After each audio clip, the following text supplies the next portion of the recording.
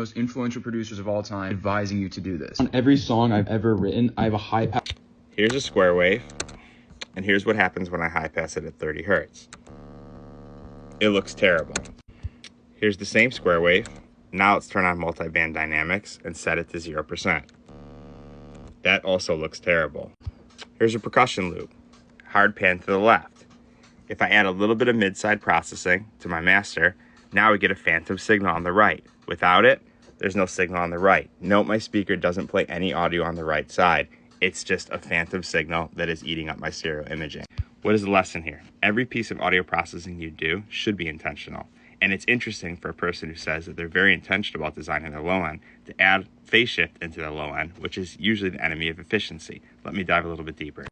You see the square wave is the fullest signal you can possibly send out, right? That's the most information this computer can send out.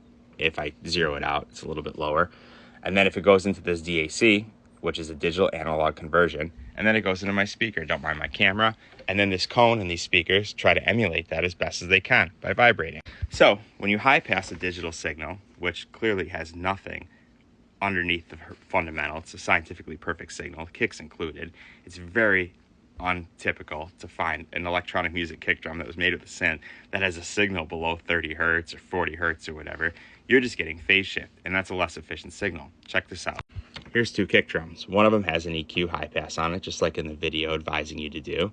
And you can see this is the top one, doesn't have any EQ. You can see it's a really efficient waveform.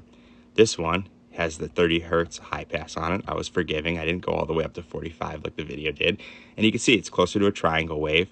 It has this weird kind of inefficiency here.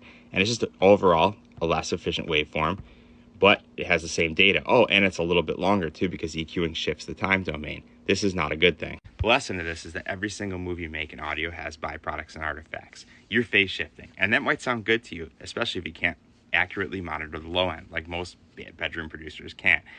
If you want to phase shift stuff, try an all-pass filter. It'll have less artifacts. But the point is, which signal do you want to limit? Do you want to limit that square that's perfect and run that through your limiter and get an easy, loud mix with less limiting? Or do you want to have that crazy shape, you know, kind of like filtered, weird, phase shifted, you know, square, which is going to be tough. And then you're pounding your limiter and you have a less good sounding mix. So there's really no point in high passing the kick. It just doesn't make sense. If you're so intentional about it, here's a basic trick. If you're super intentional about your low end, here's a way you can quickly adjust your kick drum down to the wave cycle and make it shorter and less subbier. It's called an audio fade. And it's super easy, and you can be really precise down to the exact wave cycle, which then you can base your side chain around and decide if you want a longer or shorter side chain for more pump. And if you want your bass to sit in a certain pocket, this is the way to do it. And it's really easy, and it doesn't have any artifacts. I did a whole video about all these processing things that happen, like the phantom signal on the right channel and all those things on Patreon about a year ago. And it was a life-changing video for a lot of my members. So if you're interested in a really long deep dive about this, dive in because it's a hell of a watch. Appreciate y'all. No diss, just wanted to share it. And I know a lot of big producers do it, but that doesn't make it right? It doesn't really necessarily always mean that you should high pass your kick. He said he does this on every song he's ever written. And to be quite frank, this room is dialed, and it sounds bad when the high pass goes on the kick. I'm just going to be honest with you.